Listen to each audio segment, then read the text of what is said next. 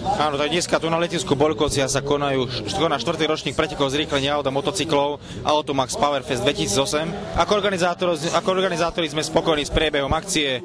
Počasie nám nevydalo, žiaľ, do obedu pršalo. Kvôli tomu neprišli všetci jazdci, ktorí boli nahlásení a mali prísť jazdiť. Celé do obedu nám zvonili telefóny z rôznych kútov Slovenska, volali z vzdialenejších kútov, že neprídu na celé územie Slovenska, hlásili dážď, ale chvála Bohu, okolo 11. tu prestalo pršať a vydržalo nám to doteraz. Ale keďže sa bojíme dažďa, harmonogram pretekov sa trocha urýchli a zúži. Do 4. končíme s kvalifikačnými jazdami, aby sme stihli finálové jazdy, kým začne pršať. Koľko jazdcov dneska meráte? Dneska je zaregistrovaných okolo 120-130 jazdcov, presné informácie momentálne nemám.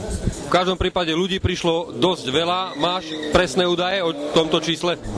Divákov odhadom tiež presné údaje nemám. Divákov odhadov, ja odhadujem okolo 4 tisíc. Videli sme skvelú atrakciu Hideo Mikiho, ktorý je už na Slovensku veľmi známy, ale bolo možné vidieť aj teba, ako si nasadal a previezol si sa v nejakom ohromne silnom aute. Popíš nám to, prosím.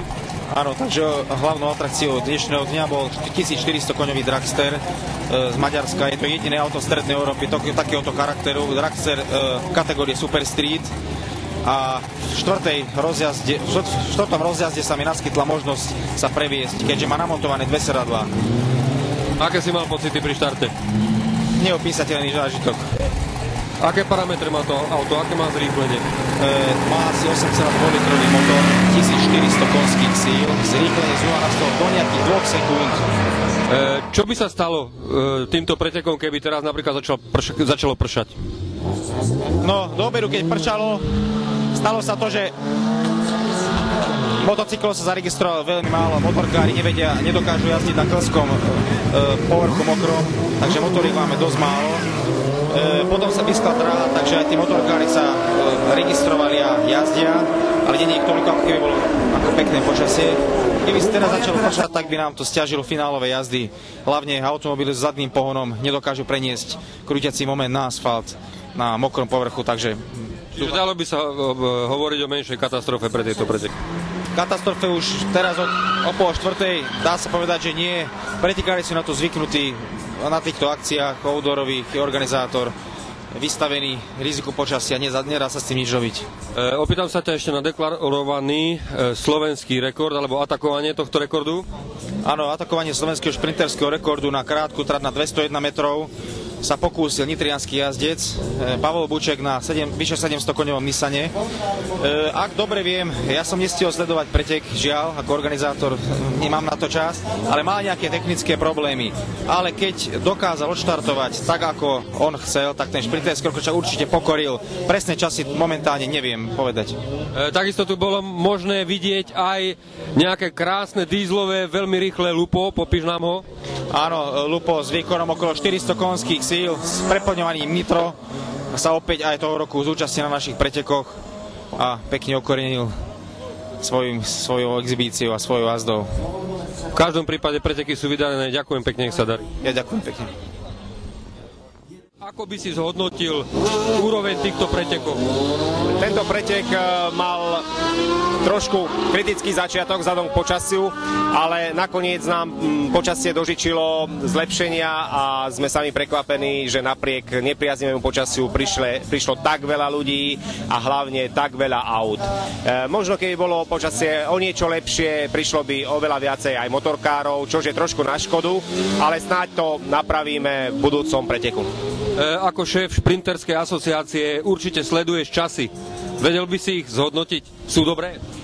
Časy toho roku sú veľmi dobré, pretože tá klientela alebo majiteľia aut sa z roka na rok zlepšujú, dávajú viacej peňazí do svojich motorov a do ich úprav a to sa potom prejavuje aj na lepších časoch.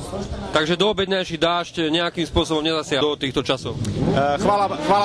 Chvála Bohu nie, pretože trať dosť rýchlo uschla a mohli sme na trať púšťať aj silné autá, ktorým ktorým vlastne voda robí obrovské problémy, pretože preniesť výkon 400-koňového motora na mokrú vozovku je veľmi nebezpečné a musí byť veľmi dobrý pilot, už v tomto prípade pilot. Pred pretekmi ste deklarovali atak slovenského rekordu šprinterského, podarí sa to? Ja myslím, že určite áno, v jednotlivých kategóriách sú naozaj auta nadúpané, takže verím, že toho roku zase pokoríme nejaký ten rekord. Ďakujem pekne, nech sa darí. Ďakujem aj všetko dobré.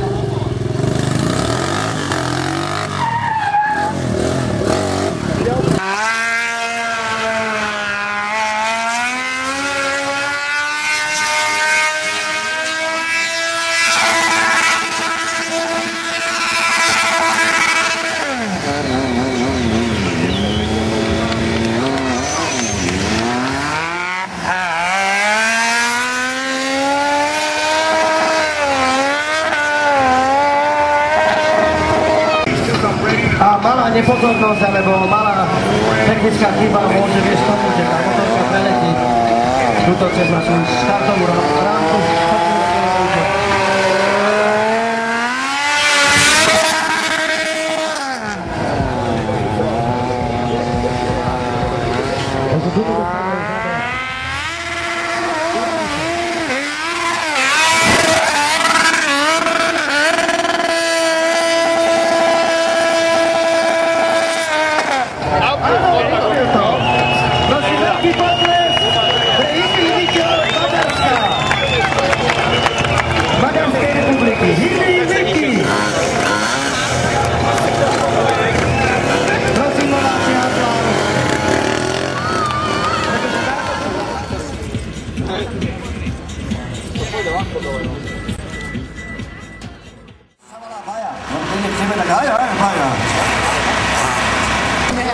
Sú technické detaily, chodia na nich pomoc ruky, ale už to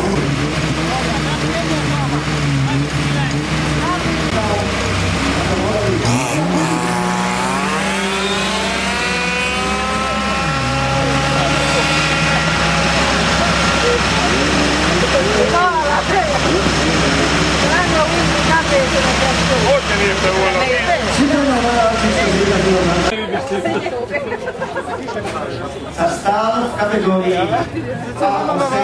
Ivan Šoltís číslo 46 na Volkswagene Lupo 1.9 TDI.